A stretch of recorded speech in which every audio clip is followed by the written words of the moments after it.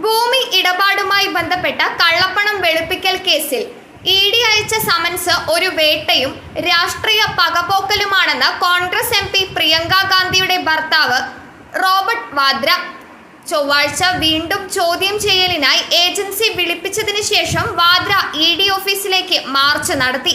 ഹരിയാനയിലെ ഷിക്കോപൂർ ഭൂമി ഇടപാടുമായി ബന്ധപ്പെട്ട കള്ളപ്പണം വെളുപ്പിക്കൽ അന്വേഷണത്തിൽ എൻഫോഴ്സ്മെന്റ് ഡയറക്ടറേറ്റ് വാദ്രയ്ക്ക് രണ്ടാമത്തെ സമൻസാണ് അയച്ചിരിക്കുന്നത്. ഏപ്രിൽ 8-ന് പുറപ്പെടുവിച്ച ആദ്യ സമൻസ് വാദ്ര ഇതിനകം തന്നെ ഒഴിവാക്കിയിരുന്നു. വാദ്രയുടെ സ്ഥാപനമായ സ്കൈലൈറ്റ് ഹോസ്പിറ്റാലിറ്റിയുമായി ബന്ധപ്പെട്ട സാമ്പത്തിക ക്രമക്കേടുകൾ കേന്ദ്ര അന്വേഷണ ഏജൻസി അന്വേഷിക്കുന്നതിനാൽ ചോദ്യം ചെയ്യലിനായി ഇഡിക്ക് മുന്നിൽ ഹാജരാകാനാണ് ആവശ്യപ്പെട്ടത്. 2008 ഫെബ്രുവരിയിൽ വാദ്രയുടെ കമ്പനി ഗുഡ്ഗാവിലെ ഷിക്കോപൂരിൽ 3.5 ഏക്കർ സ്ഥലം ഓംകാരേശ്വർ പ്രോപ്പർട്ടീസിൽ നിന്ന് 7.5 കോടി രൂപയ്ക്ക് വാങ്ങിയതായി ഇഡി പറയുന്നു.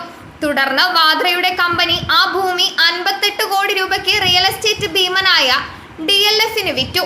ഈ വരുമാനം ഒരു കള്ളപ്പണ പദ്ധതിയുടെ ഭാഗമാണെന്ന് സംശയിക്കുന്നതിനാൽ അപ്രതീക്ഷിത നേട്ടങ്ങൾക്ക് പിന്നിലെ പണമിടപാട് കേന്ദ്ര ഏജൻസി അന്വേഷിക്കുകയാണ്. News desk മലയാളാക്ഷരം.